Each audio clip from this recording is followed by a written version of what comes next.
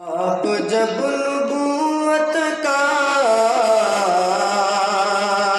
मोजज़ा दिखाते हैं, आप जब नबूवत का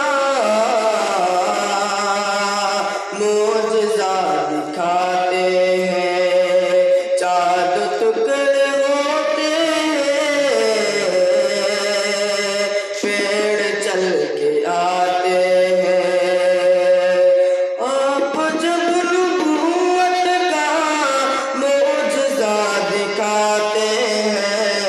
चाँद टुकड़े होता है, पेड़ चल के आते हैं। मुशरिकों की महफिल में एक अजीब हलचल है। मुशरिकों की महफिल में एक अजीब हलचल है।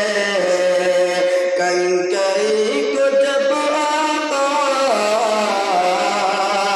ला इलाहा कहते हैं, कंकरी को जब आका ला इलाहा कहते हैं। तेज धूप में चलते देख कर के बादल भी,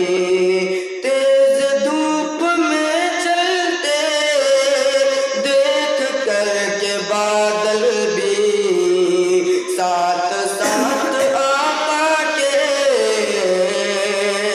साया करते जाते हैं, साथ साथ आका के साया करते जाते हैं। ये भी एक करिश्मा है, सूखा थन है बकरी का।